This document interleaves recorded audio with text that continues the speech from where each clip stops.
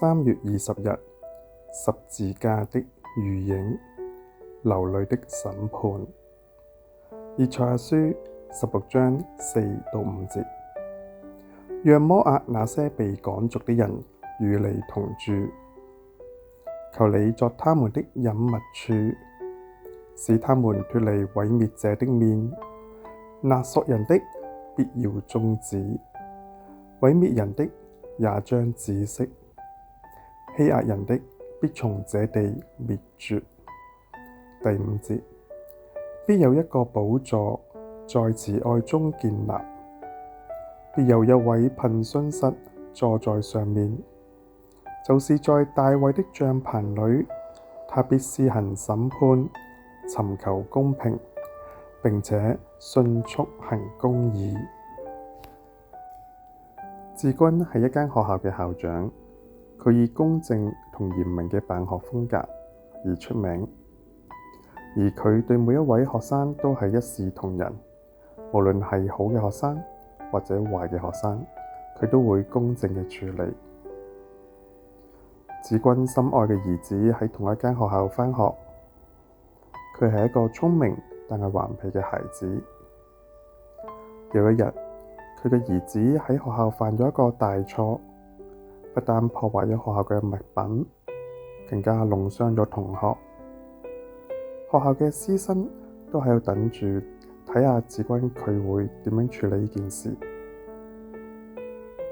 智君心裏五味交集，佢知道必須公正嘅處理呢件事，否則佢嘅聲譽同學校紀律都會受到影響。佢犯着淚光，按住公正嘅原則去作出懲罰。佢知道做啱咗正確嘅決定，但係佢嘅心卻係流住血。以賽亞書15同16章裏邊提到上主對摩押嘅默示，喺15章裏邊充斥住哭泣、哀號、悲哀呢啲嘅字眼，總共出現咗12次之多。呢個係唔單止摩押人面對上主審判嘅時候嘅反應，亦都係以賽亞對摩押人嘅深切悲哀。喺16章裏邊，甚至提到上主亦都為摩押感到悲哀。審判係因為有錯誤同埋過失，需要對犯錯者和受害者進行公平嘅處理。因此，審判者嘅形象往往係冷酷無情，而審判本身就帶嚟恐懼。因為呢啲因素，審判喺人嘅心中留下負面嘅印象。但係呢啲固有嘅印象係咪就係審判嘅全貌呢？上主為摩押面對嘅審判而哀哭，喺16章11節咁講：我嘅心腸為摩押哀鳴，猶如琴瑟；我嘅肺腑也為吉爾哈列切哀哭。審判嘅主並唔係冷酷無情嘅法官，相反，佢係帶着慈愛嚟施行審判。一方面，上主為嗰啲遭受不公平對待嘅人而哀哭，因此佢要審判人嘅驕傲同埋狂妄。因住社會變得重視個人榮辱同埋利益，對貧弱者漠不關心，甚至加以傷害。上主因着愛佢哋而施行審判。另一方面，上主因為愛世界而喊，所以佢要審判罪惡。